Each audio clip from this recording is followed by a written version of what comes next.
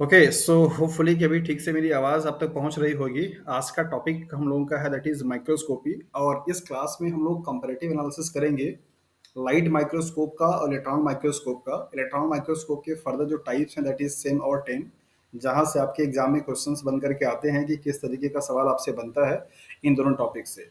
Basic जो concept है वो थोड़ा सा हम लोग ये पे ब्रीफ करेंगे, बाकी सारी चीज़ें आप लोगों को नोन है माइक्रोस्कोपी में।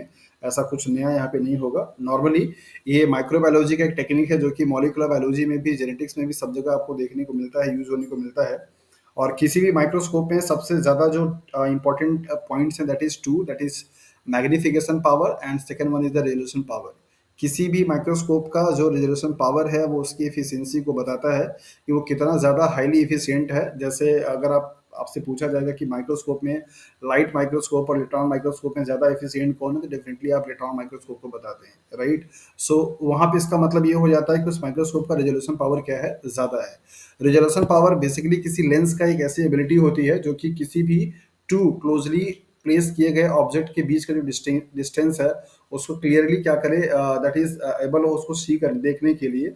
ऐसी एबिलिटी को आप रेजोल्यूशन पावर के नाम से जानते हैं। रेजोल्यूशन पावर किसी भी लेंस की वो प्रॉपर्टी है जो कि दो पास में रखे गए ऑब्जेक्ट को क्लियर क्लियर क्या करे, दिखा पाए, मीन्स देख सकें आप। ऐसी एबिलिटी को आप रेजोल्यूशन पावर के नाम से जानते हैं। जैसे ये सर्कल मैंने आपको यहाँ पे बना के दिखाया, आपको दो दिखाई दे रहा होगा, बट अगर यहाँ पे सिर्फ ये दो डॉट में इस तरीके से कर दो तो शायद अभी आपको डॉट एक दिखाई देगी, बट एक्चुअल में क्या है वो दो है। इसी डॉट को अगर हम यहाँ पे माइक्रोस्कोप के हेल्प से देखेंगे तो ये आपको क्लियरली दो दिखता हुआ, मतलब दो डॉट दिखाई देगा। हमें नहीं दिखाई दे पा रहा है, इसका मतलब ये हुआ कि हमारी आई में जो लगे हुए लेंस हैं उनके रेजोल्यूशन पावर की लिमिट हो गई है कि अब उससे ज़्यादा पास में रखे गए ऑब्जेक्ट को ये हमारी आई लेंस डिस्टिंग्विश नहीं कर पाएगी कि exactly there are two objects और ओनली वन। सो ये जो डॉट्स आपको अभी मैंने यहाँ पे बनाए, ये जो डॉट्स आपको मैं बना तो दो रहा हूँ लेकिन दिख आपको एक रहा है। ये इसलिए क्योंकि हमारी आई की जो रेजोल्यूशन पावर है उसकी लिमिट हो गई। अगर इसी डॉट को हम यहाँ पे माइक्रोस्कोप में लेंस के माध्यम से देखेंगे तो शायद वो हमें आपको टू ऑब्जेक्ट दिखाई देगा। So that is the ability of any lens, means की रेजोल्यूशन पावर ही उसकी एफिशिएंसी को बताता है कि वो माइक्रोस्कोप कितना ज़्यादा क्या है, एफिशिएंट है। मैग्निफिकेशन पावर किसी भी लेंस का, किसी भी माइक्रोस्कोप में यूज किए जाने वाले लेंस का वो एबिलिटी होती है जो कि बताती है, suppose this is an object. यहाँ पे मान लीजिए इस ऑब्जेक्ट का जो हाइट है वो 1 सेंटीमीटर है और यहाँ पे आपने क्या किया, 10x का कोई लेंस लगा दिया। इस ऑब्जेक्ट के एक्चुअल साइज से क्या दिखाई देगा आपको, 10 टाइम्स मोर, मीन्स ये 10 सेंटीमीटर का दिखाई देगा। This is called magnification power. That means what, magnification power means eligibility of any lens that to magnify the size of object into the image. जो भी आपको ऑब्जेक्ट का इमेज बने या ऑब्जेक्ट की जो साइज आपको दिखाई दे उसके एक्चुअल साइज से बड़ी दिखाई देने की एबिलिटी को आप मैग्निफिकेशन पावर के नाम से जानते हैं। माइक्रोस्कोप में यही दोनों एबिलिटी लेंस की क्या होती है, यूज होती है। एक इनलार्ज करने वाली, जैसे नॉर्मली जो आपने लेबोरेटरीज में यूज किए गए माइक्रोस्कोप होगा उनमें देखा होगा आपने, लिखा रहता है 10x लिखा रहता है, 5x लिखा रहता है, या 30x लिखा रहता है, या 45x लिखा रहता है, या 100x लिखा रहता है। इसका मतलब क्या हो गया, ये रेजोल्यूशन x जो है वो रेजोल्यूशन पावर को बताता है कि अगर आपने 10x वाले आईपीस लेंस को लगा दिया है, इसका मतलब ये हो जाता है कि कोई भी ऑब्जेक्ट अपने रियल साइज का 10 टाइम्स मोर आपको क्या होगा, दिखाई देगा। सिमिलरली अगर आप 100x की बात करते हैं तो इसका मतलब ये होगा कि कोई ऑब्जेक्ट अगर 1 सेंटीमीटर का होगा और आप 100x माइक्रोस्कोपी लेंस से देख रहे हैं या लेंस से देख रहे हैं तो बेसिकली आपको वो 100 सेंटीमीटर का क्या होगा, दिखाई देगा। सो माइक्रोस्कोपी में आपको ये दो चीज़ों का ध्यान में रखना होता है, मैग्निफिकेशन पावर से, रेजोल्यूशन पावर से। यही दोनों से सवाल आपके पूछे जाते हैं कि किसका, कौन से टाइप के माइक्रोस्कोप का रेजोल्यूशन पावर कितना है। आपके आई का भी पूछा जाता है, लाइट माइक्रोस्कोप का भी पूछा जाता है, सेम और टेम का भी पूछा जाता है। तो मैग्निफिकेशन पावर क्या है ये आपने यहाँ पे देख लिया, रेजोल्यूशन पावर क्या है ये भी आपको समझ में होपफुली आ ही गया होगा। रेजोल्यूशन लिमिट क्या होती है, किसी भी ऑब्जेक्ट का वो मिनिमम डिस्टेंस जो कि उन दोनों को डिस्टिंग्विश करने में क्या हो, हेल्पफुल हो, मतलब उसमें आसानी से बता सके कि आप यहाँ पे दो है और अगर उससे पास में रख दिया जाए तो आप ना बता सके, वो उस लेंस का पर्टिकुलरली क्या होगा, रेजोल्यूशन लिमिट होगा। फॉर एग्जाम्पल जैसे मान लीजिए हमारी ह्यूमन आई का दैट इज 0.1 मिलीमीटर क्या होता है, रेडिएशन पावर होती है फॉर एग्जांपल के लिए। इसका मतलब ये हुआ कि दो ऑब्जेक्ट के बीच का डिस्टेंस अगर 0.1 मिलीमीटर तक के बीच का है तो हमारी आई उसको दो ऑब्जेक्ट डिस्टिंग्विश करेगी, मीन्स टू ऑब्जेक्ट बताएगी। लेकिन जैसे ही ये डिस्टेंस 0.1 मिलीमीटर से क्या होगा, कम हो जाएगा, मीन शॉर्ट हो जाएगा, तो डेफिनेटली उस टाइम पे ये ऑब्जेक्ट आपको टू दिखाई नहीं देंगे। That is called resolution limit of our eyes, right. So किसी भी लेंस का रेजोल्यूशन लिमिट वो एबिलिटी बताती है जहां पे वो उस लेंस से आप टू प्लेस किए गए क्लोजली ऑब्जेक्ट के बीच के डिस्टेंस को डिस्टिंग्विश नहीं कर पाएंगे। That is called resolution limit of that lens that particular kind of a microscopy. So magnification power, resolution power or resolution limit, these are the three terms used in microscopy or any kind of lenses which are used in the microscopy. So now come to the next, that is light microscope, जहाँ पे source of radiation हमारा क्या होगा, light होगा। ये light आपका natural भी हो सकता है या आर्टिफिशियली बल्ब भी आप उनमें इम्बाइब करके दे देते हैं। माइक्रोस्कोप का अगर आप सेटअप देखेंगे तो आपको देखने को जो मिलेगा वो कुछ इस तरीके से। लाइट माइक्रोस्कोपी में यूजुअली जो यूज किए जाते हैं सोर्स ऑफ लाइट वो विजिबल रेंज में रहेंगे, और विजिबल रेंज का जो वेवलेंथ होगा कल की क्लास में आप लोगों को बता दिया था, दैट इज 400 से लेकर के 700 नैनोमीटर। इस लेंथ की, इस रेंज के लाइट को आप यूज करते हैं लाइट माइक्रोस्कोप में। लाइट माइक्रोस्कोप इसको इसलिए बोला जाता है क्योंकि यहाँ पे इल्यूमिनेशन का जो सोर्स है वो क्या है, लाइट है। दैट इज नेचुरल लाइट भी हो सकती है या फिर कोई बल्ब भी हो सकता है। Based on the principle of absorption, transmission and refraction, this is another point जो कि इंपॉर्टेंट है। लाइट माइक्रोस्कोपी किस प्रिंसिपल पे काम करेगा, एब्जॉर्प्शंस पे। अभी आपको एक फिगर दिखाएंगे जहां पर आपको ये चीज समझ में आ जाएगी।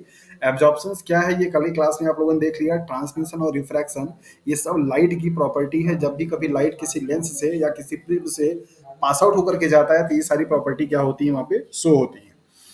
Simple light microscope and compound light microscope, इन दोनों में बेसिक क्या डिफरेंस है इसको आपको समझना होगा। सिंपल माइक्रोस्कोप में या लाइट माइक्रोस्कोप में आपको सिर्फ एक लेंस देखने को मिलता है, जबकि कंपाउंड माइक्रोस्कोप में आपको एक से ज्यादा लेंस देखने को मिलते हैं। कौन कौन से लेंस होंगे, उनका क्या क्या नाम होगा, condenser lens, objective lens and eyepiece lens.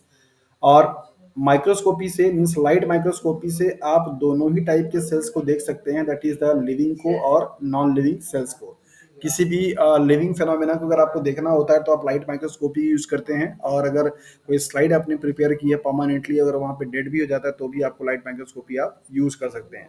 So initially अगर आप देखेंगे तो लाइट माइक्रोस्कोपी लेबोरेटरी में यूज किया जाने वाला बहुत ही फ्रीक्वेंटली इंस्ट्रूमेंट होता है, जिससे कि आप नॉर्मली बैक्टीरिया को, मोस्ट ऑफ द केसेस में बैक्टीरिया के सेल्स को देखने के लिए यूज किया जाता है, या फंगस को देखने के लिए यूज किया जाता है, या फिर और उनके द्वारा कोई एक्टिविटीज हो रही है, जैसे लाइक फ्लैजिला है, फ्लैजिला का अगर आप मूवमेंट देखना चाहते हैं, या फिर आप सीलिया है, सीलिया का मूवमेंट देखना चाहते हैं, उनके स्ट्रक्चर को देखना चाहते हैं, इन सारे स्ट्रक्चर्स को देखने के लिए आप लाइट माइक्रोस्कोपी को क्या करते हैं, यूज करते हैं। ये पॉइंट बहुत ही इंपॉर्टेंट है, और ये पॉइंट आपको एडवांटेज भी बताता है लाइट माइक्रोस्कोप का, दैट इज इलेक्ट्रॉन माइक्रोस्कोपी से। नॉर्मली आपसे सवाल पूछे जाते हैं कि इलेक्ट्रॉन माइक्रोस्कोपी का क्या एडवांटेज है लाइट माइक्रोस्कोपी पे, जहां पर आप बता पाते हैं कि दैट इज इलेक्ट्रॉन माइक्रोस्कोपी का रेजोल्यूशन पावर बहुत ज़्यादा होती है, वो एक्चुअल साइज से उसके दैट इज मतलब 200 टाइम्स लैक साइज बड़ा करके दिखाता है, और वो छोटे से छोटे ऑब्जेक्ट को भी आसानी से देख सकता है। बट लिमिटेशंस भी है इलेक्ट्रॉन माइक्रोस्कोप की, जहां पर आप पढ़ते हैं और आपको बताया जाता है कि इलेक्ट्रॉन माइक्रोस्कोपी में सिर्फ और सिर्फ आप नॉन लिविंग एक्टिविटीज को या नॉन लिविंग सेल्स को देख सकते हैं। कोई लिविंग फेनोमेना को या कोई लिविंग एक्टिविटी को अगर आपको मॉनिटर करना है तो उस टाइम पे आप इलेक्ट्रॉन माइक्रोस्कोपी यूज नहीं कर पाएंगे। ये पॉइंट जो कि यहाँ पे लिख रखा है, that is light microscopy can be use to monitor और to measure that is living phenomena as well as the non living component, दोनों को ही देखने के लिए आप यूज कर सकते हैं। This is one of the major advantage of light microscopy और ऑन द इलेक्ट्रॉन माइक्रोस्कोप। ये आप पॉइंट को याद रखिए, और यही आपको आगे चल करके क्वेश्चंस में बन करके आते हैं। Maximum magnification power of light microscope is 1500x। किसी भी लाइट माइक्रोस्कोप से जो भी उसमें लेंसेस लगे हुए हैं, उन सारे लेंसेस के कंबाइंड मैग्निफिकेशन पावर की मैक्सिमम जो वैल्यू हो सकती है वो कितना हो सकता है, 1500। मतलब अगर किसी भी ऑब्जेक्ट का अगर साइज यहाँ पे सिर्फ अगर 1 सेंटीमीटर होगा तो उसको आप मैक्सिमम 1500x टाइम देख सकते हैं। तो this is called the maximum magnification power of light microscope.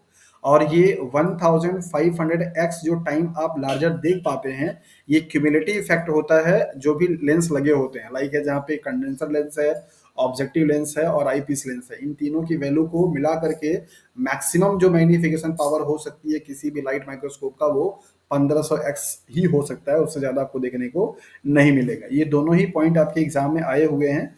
Resolution limit of light microscope that is 0.2 micrometre. मतलब ये हो गया कि अगर किसी भी दो ऑब्जेक्ट के बीच की डिस्टेंस, यहाँ पे जो बीच का डिस्टेंस है वो 0.2 माइक्रोमीटर से क्या होगा, लेस देन होगा, तो उस ऑब्जेक्ट को आप लाइट माइक्रोस्कोपी से डिस्टिंग्विश नहीं कर पाएंगे कि ये ऑब्जेक्ट एग्जैक्टली 2 है या 1 है। This is called resolution limit of light microscopy. तो आपसे ये पूछा जाता है एग्जाम में, कई बार सवाल ये पूछ दिया गया है कि लाइट माइक्रोस्कोप का रेजोल्यूशन पावर या रेजोल्यूशन लिमिट कितनी है, तो 0.2 माइक्रोमीटर।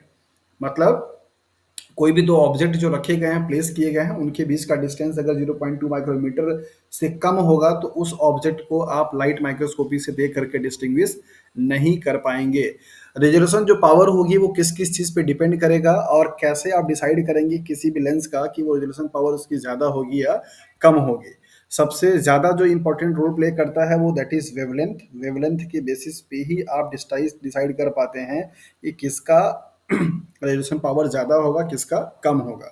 वेवलेंथ किसका, जो सोर्स ऑफ इल्यूमिनस होगा, मींस जो लाइट का सोर्स होगा, जो भी लाइट का सोर्स यूज किया जा रहा होगा उसके वेवलेंथ पे डिपेंड करेगा उसका रेजोल्यूशन पावर, उस लेंस का या उस माइक्रोस्कोपी का। फॉर एग्जाम्पल, जैसे मान लीजिए आपने इल्यूमिनेस के लिए यूवी लाइट भी यूज किया और आपने विजिबल लाइट भी यूज किया, तो इन दोनों का वेवलेंथ क्या है, अलग अलग है। यहाँ पर आपको बताया गया था कि 100 से लेकर के 300 नैनोमीटर क्या है इसका वेवलेंथ रेंज है, जबकि यहाँ पे आपको बताया गया कि 400 से लेकर के 700 नैनोमीटर इसका क्या है, वेवलेंथ रेंज है। तो ये दोनों ही जो रेडिएशंस के पार्ट हैं अलग अलग वेवलेंथ को रेंज करते हैं, और इनके वेवलेंथ पे डिपेंड करेगा मैग्निफिकेशन पावर या रेजोल्यूशन पावर जो होगी उस लेंस की। कैसे डिपेंड करेगा, क्या रिलेशन होगा, इसको आप यहाँ पे ध्यान से समझिए।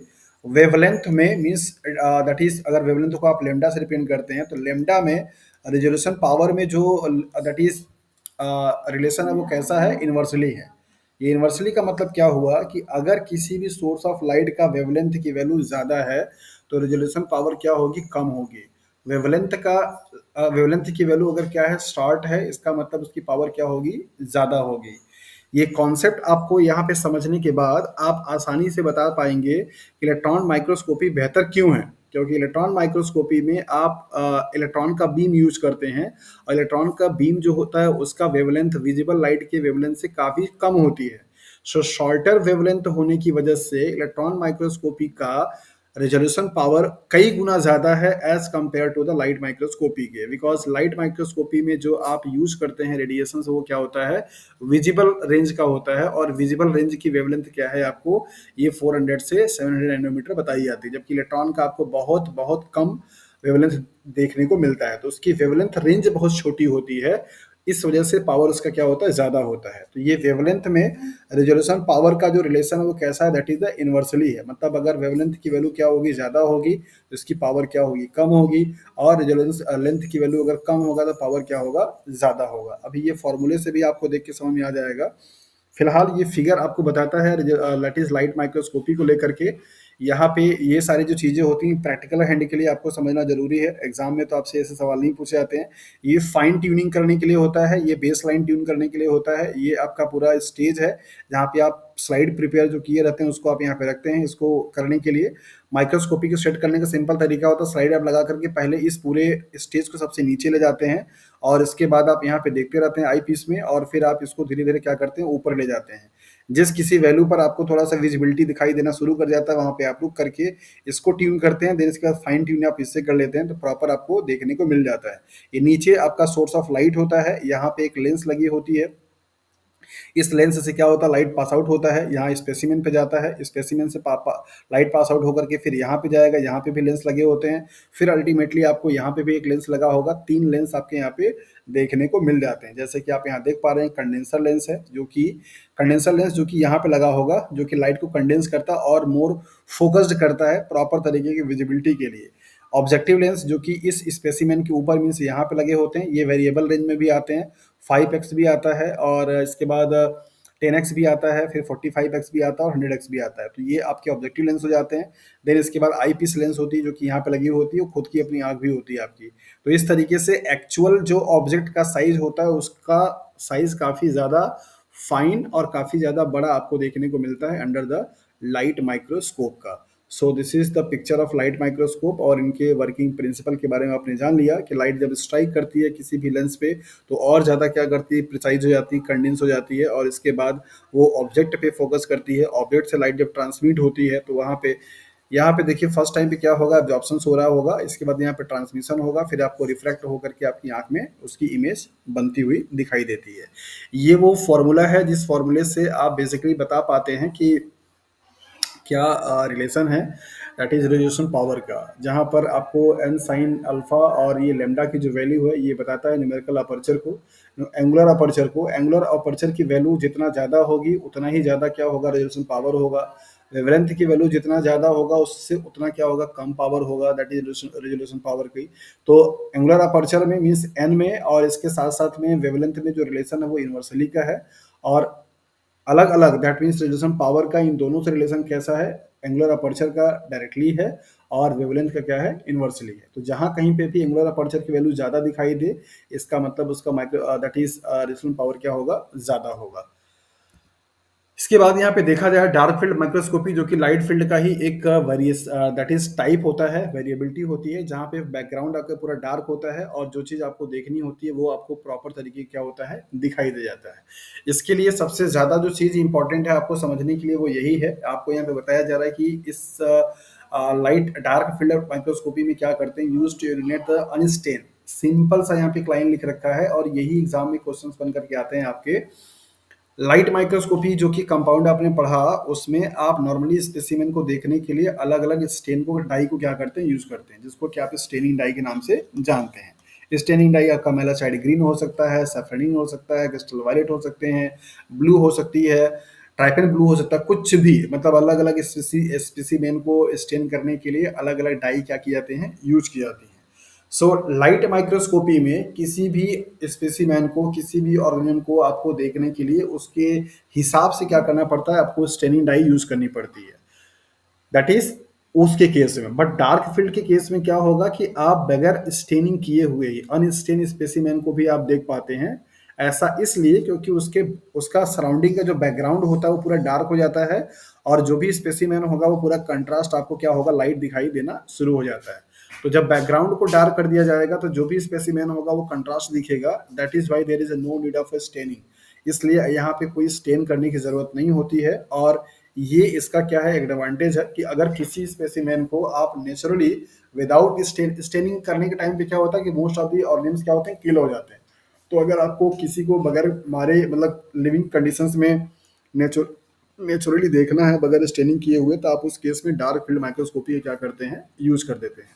यहाँ पे नेक्स्ट पॉइंट जो पॉइंट है आपको बता रहा है कि dark field microscopy is most useful for the extremely small living organism that are invisible in the light microscopy.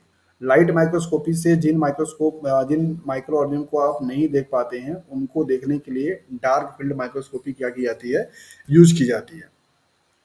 Visualization of live bacteria and distinguish of some structures like as rod, curve, rod, spiral, cocci, and etc. and movement। आपसे ये वाले point देकर के पूछ जाते हैं कि bacterial movement को देखने के लिए आप किस टाइप के माइक्रोस्कोपी का आप यूज करोगे, या बैक्टीरिया को लाइव कंडीशंस में देखने के लिए विदाउट स्टेनिंग किए हुए अगर आपको देखना है तो आप कौन से माइक्रोस्कोपी आप यूज करोगे। तो मोस्ट ऑफ द टाइम पे गलतियां हो जाती हैं क्योंकि लाइट माइक्रोस्कोप से आप ज्यादातर क्या करते हैं, बैक्टीरिया को देखते हैं, लेकिन ये बात भूल जाते हैं उस टाइम पे कि लाइट माइक्रोस्कोप से देखने के लिए हमें स्टेनिंग करनी पड़ती है, and during the staining procedure there are some steps. So ऐसा करने के टाइम पे वो बैक्टीरिया या वो माइक्रोब्स क्या होता है, किल हो जाता है मोस्ट ऑफ द टाइम पे। अगर आप बैक्टीरिया को देखना चाहते हैं तो आप उसको हीट फिक्स कराते हैं, स्टेन करते हैं, इथेनॉल से वॉश करते हैं। ये सारे प्रोसीजर के टाइम पे वो जो उसका लिविंग टेम्परेचर होती है वो खत्म हो जाती है, वो मर जाता है। तो वो उसकी लिमिटेशन है। लेकिन आप डार्क फील्ड में अगर आप देखना चाहते हैं तो आपको स्टेनिंग करने की जरूरत नहीं पड़ती, और आप बैक्टीरिया के मूवमेंट को लाइक एज, अगर उसमें कोई फ्लैजिला कंटेनिंग बैक्टीरिया और फ्लैजिलर मूवमेंट अगर हो रहा है तो उस मूवमेंट को भी आप देख पाएंगे डार्क फील्ड में। उसका शेप कैसा है, लाइक एज रॉड है, कर्व्ड है, कॉमा है, कोकाई है, स्पाइरल है, अगर आप इसको देखना चाहते हैं तो भी आप आसानी से डार्क फील्ड माइक्रोस्कोपी से देख सकते हैं। डार्क फील्ड माइक्रोस्कोपी का ये आपको बताया दिखाया जा रहा है यहाँ पे, दैट इज फिगर, और किस तरीके से काम करता है सेम वैसा ही जैसे कि दैट इज माइक्रोस्कोपी आपने पहले पढ़ा। यहाँ पे आपको ब्राइट फील्ड है, ये आपका क्या है, डार्क फील्ड है। डार्क फील्ड में कैसा दिखेगा ये आपको वहाँ पे देखने को मिल गया। फेज कंट्रास्ट माइक्रोस्कोपी नाम से ही समझ में आता है कि जो फेजेस होंगे मतलब ऑफ स्पेसिमेन का और उसके सराउंडिंग का, उसमें काफी कंट्रास्टिंग होगा, आसानी से आपको देखने को मिल जाता है। और ये भी एक तरीके का ऐसा माइक्रोस्कोप है जो कि लिविंग सिस्टम्स को देखने के लिए क्या करते हैं, यूज करते हैं। Phase contrast microscopy is an optical microscope technique in which phase shift is converted. मतलब आपको जो फेजेस होते हैं स्पेसिमेन के उसके सराउंडिंग के, वो क्या होता है, उनमें आपस में कंट्रास्टिंग होता है, कलर का कंट्रास्ट होगा, आसानी से विजिबिलिटी होगी।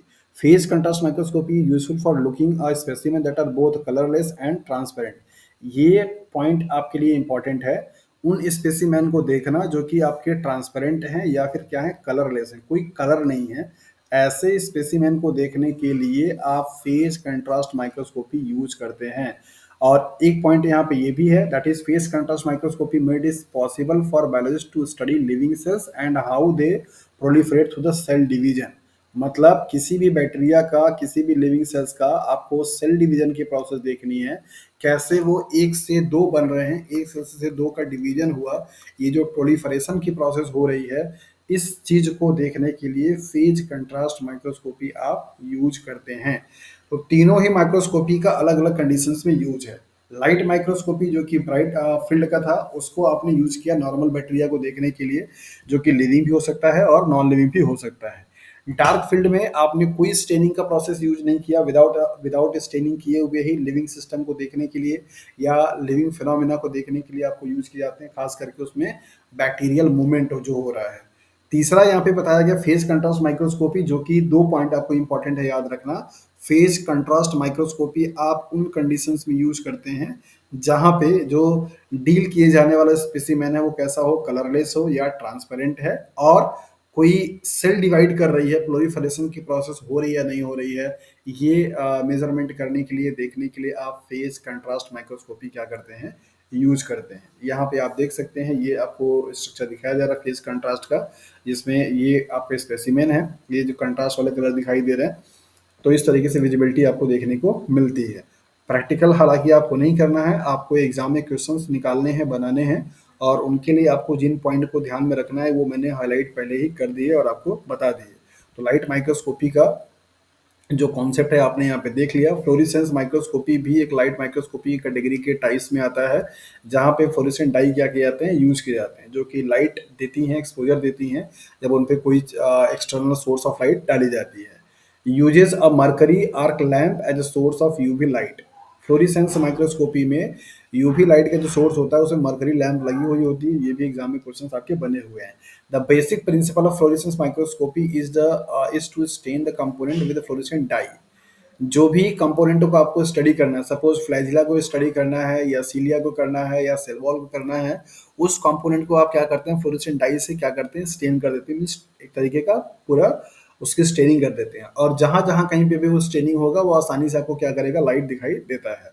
तो fluorescent dye are also known as the fluorophores और फ्लोरोक्रोम्स। डाई को आप इन दोनों नाम से भी जानते हैं। Fluorescence microscopy uses reflected light, जो भी लाइट रिफ्लेक्ट हो रही है स्पेसिमेन से उसको क्या करता है, यूज करता है, और उसके हिसाब से क्या करेगा, इमेज बनाने का काम करता है। Use to detect visualise multiple fluorescent molecules, जो भी फ्लोरेसेंट मॉलिक्यूल टैगिंग के लिए या स्टेनिंग करने के लिए यूज किए गए हैं, उनको आसानी से आप देख पाते हैं और देख करके आप बता पाते हैं कि हाँ यहाँ पे वो चीज फिनोमिना हो रहा है।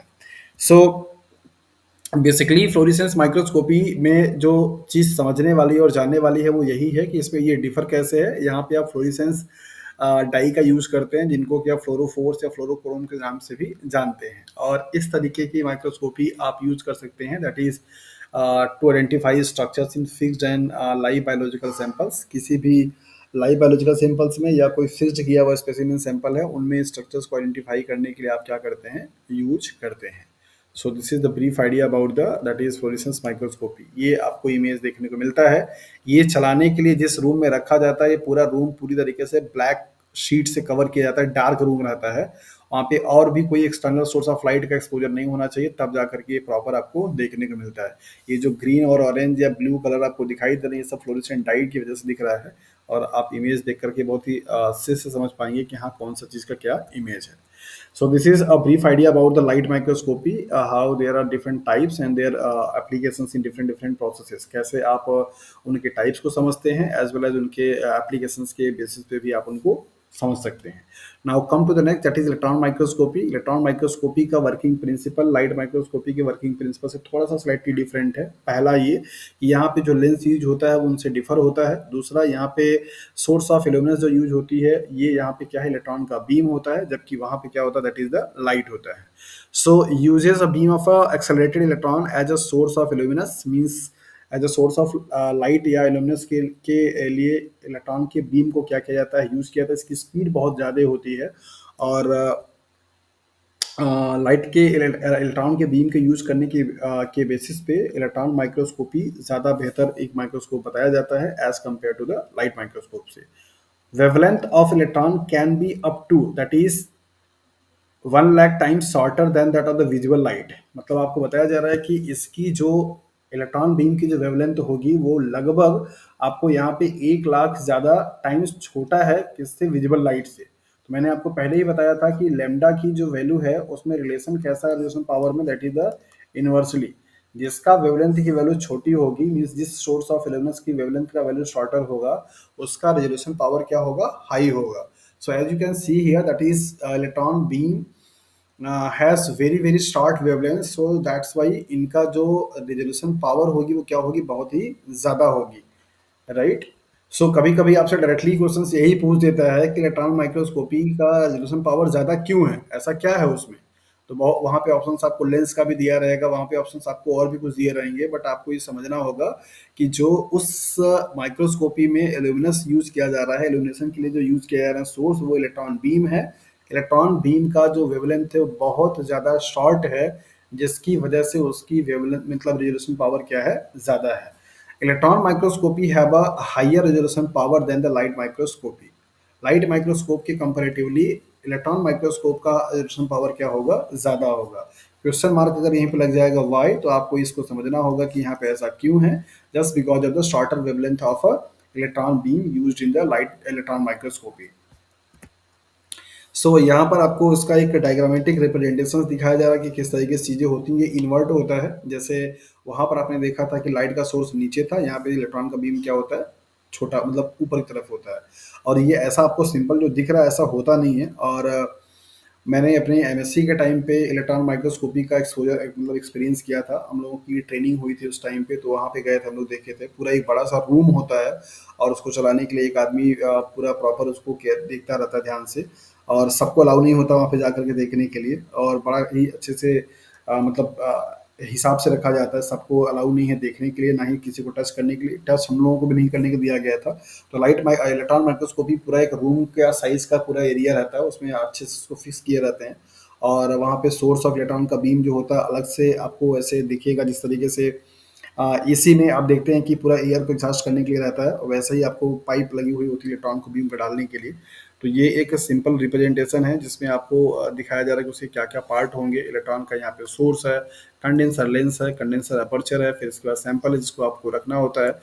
सबसे इम्पोर्टेंट जो चीज़ है वो यहाँ पर आपको ये ध्यान रखना होगा कि जो भी कोई सैंपल को इलेक्ट्रॉन माइक्रोस्कोपी से आप देखना चाहते हैं, वो सैंपल आपका डेड होता है. वो लिविंग सिस्टम में, आप लिविंग पार्ट में आप उसको नहीं दे पाएंगे, क्योंकि उसकी प्रोसेसिंग करनी पड़ती है. प्रोसेसिंग के टाइम पे सैंपल क्या होता है, डेड हो जाता है. ये सारे उसके कंपोनेंट हैं जो कि आपके उसके लिए इंपॉर्टेंट नहीं है, बट आपको समझना ये होगा कि ये क्या चीज़ होता है. तो ये आपने इस स्लाइड से आपने क्या समझा, इस स्लाइड में आपको ये इंपॉर्टेंट फोकस है कि इलेक्ट्रॉन माइक्रोस्कोपी कैसे लाइट माइक्रोस्कोपी से डिफर है, राइट. और अच्छा, मैं पहले ये तो देख लूँ कि सब लोग हैं कि नहीं. सब लोगों को आवाज़ सुनाई दे रहा है ठीक से?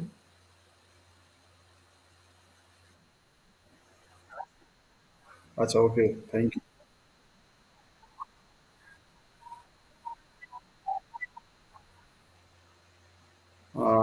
एक्चुअली आज नेटवर्क का प्रॉब्लम तो है. ओके. सो अरे यार, ये फिर से आवाज़ रिवर्स क्यों होने लगा.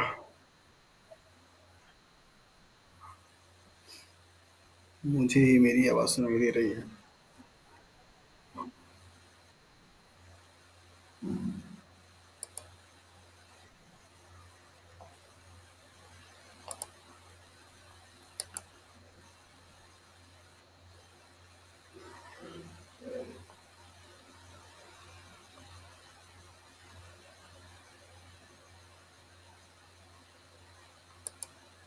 ओके, आवाज आ रहा है आप लोगों के पास? Okay okay fine. सो हम लोग डिस्कस कर रहे थे कि that is electron microscopy light microscopy से कैसे डिफर है और कैसे ज़्यादा एडवांटेजेस है, ज़्यादा बेहतर है, that is in comparison to the light microscopy. So there are only three points जिसके बेसिस पे आप बहुत आसानी से डिस्टिंग्विश कर सकते हैं कि लाइट माइक्रोस्कोपी के कंपेरेटिवली इलेक्ट्रॉन माइक्रोस्कोपी ज़्यादा बेहतर क्यों है। नंबर वन, इलेक्ट्रॉन माइक्रोस्कोपी में जो सोर्स ऑफ इल्यूमिनेंस है वो क्या है? इलेक्ट्रॉन बीम है। जबकि लाइट माइक्रोस्कोपी में जो सोर्स ऑफ इल्यूमिनेंस है वो क्या है? सोर्स विजिबल लाइट है। सो विजिबल लाइट का वेवलेंथ इलेक्ट्रॉन बीम के वेवलेंथ से क्या है? बहुत ही ज्यादा है। मींस इलेक्ट्रॉन बीम का जो वेवलेंथ है वो बहुत बहुत ज्यादा शॉर्टर है। सो शॉर्टर होने की वजह से इलेक्ट्रॉन माइक्रोस्कोपी का रेडिएशन पावर क्या है? बहुत ही ज्यादा है। राइट। तो जो बेसिक डिफरेंसेस है वो यही है कि इलेक्ट्रॉन माइक्रोस्कोपी में यूज किए जाने वाले दैट इज इलेक्ट्रॉन बीम का जो वेवलेंथ है बहुत ज़्यादा कम है। आपने देखा वैल्यू में कि ये 1 लाइट टाइम शॉर्टर है। तो इसका मतलब ये हुआ कि उससे ज़्यादा बेहतर इसकी क्या होगी? That is the radiation power होगी। यही इसका बेसिक क्या है? प्रिंसिपल है। दूसरा, आपने यहाँ पे ये देखा कि लाइट माइक्रोस्कोपी में आप स्पेसिमेन जो होगा जिसकी आप स्टडी करोगे वो कंपोनेंट दोनों तरीके को हो सकता है, लिविंग भी हो सकता है और नॉन लिविंग भी हो सकता है। जबकि in case of electron microscopy जो सैंपल होगा वो हमेशा हमेशा कैसा होगा? That is the non living ही होगा। लिविंग फॉर्म में लिविंग कंपोनेंट का आप यहाँ पे एनालिसिस नहीं कर पाएंगे। तो आप यहीं पे दोनों का एडवांटेज भी समझते चलिए। लाइट माइक्रोस्कोपी का एडवांटेज क्या है इलेक्ट्रॉन माइक्रोस्कोपी पे? इलेक्ट्रॉन माइक्रोस्कोपी का एडवांटेज क्या है लाइट माइक्रोस्कोपी पे? तो पहले पॉइंट पे अगर हम लोग बात करें कि इलेक्ट्रॉन माइक्रोस्कोपी ज़्यादा बेहतर क्यों है, मीन्स एडवांटेज क्या है लाइट माइक्रोस्कोपी पे, तो आप बताएंगे इलेक्ट्रॉन माइक्रोस्कोपी का रेडिएशन पावर क्या है? ज़्यादा है as compare to the light microscopy के। लाइट माइक्रोस्कोपी का क्या एडवांटेज है इलेक्ट्रॉन माइक्रोस्कोपी पे? तो आप बता सकते हैं कि लाइट माइक्रोस्कोपी से वी कैन विजुअलाइज या we can examine both kind of a sample, that is living and non-living, while in the case of electron microscopy the sample must be in a dead form। तो इसका ये क्या है? Advantage है। तो कभी कभी आपको ट्विस्ट कर देता है क्वेश्चंस, दोनों तरीके से सवाल पूछ ले जाते हैं। आप तो लाइट माइक्रोस्कोपी का advantage over on electron microscopy या इलेक्ट्रॉन माइक्रोस्कोपी का advantage over on the light microscopy, तो दोनों के लिए आप रेडी रहिए। सबसे इंपॉर्टेंट जो चीज वो ये है कि वेवलेंथ का मीन्स लेमडा का रिलेशन कैसा है रेडिएशन पावर से? तो आपने यहाँ पे देखा that is the inversely proportional है। मीन्स किसी भी माइक्रोस्कोपी का जो रेजोल्यूशन पावर है बेहतर होने के लिए छोटे से छोटे शॉर्टर वेवलेंथ का light means illumination source use किया जाना चाहिए। तो अगर इसके बेसिस पे मैं आपसे सवाल पूछूं कि यूवी लाइट भी यूज किया जा रहा है, विजिबल लाइट भी यूज किया जा रहा है, तो इन दोनों सोर्स ऑफ लाइट में से ज्यादा रेजोल्यूशन पावर किस लाइट की होगी या किस लाइट को यूज करके आप बेहतर फाइन स्ट्रक्चर को देख सकते हैं? यूवी लाइट को या विजिबल लाइट को?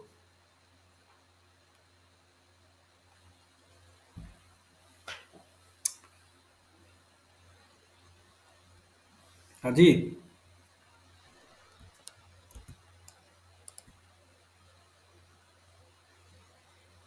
अरे,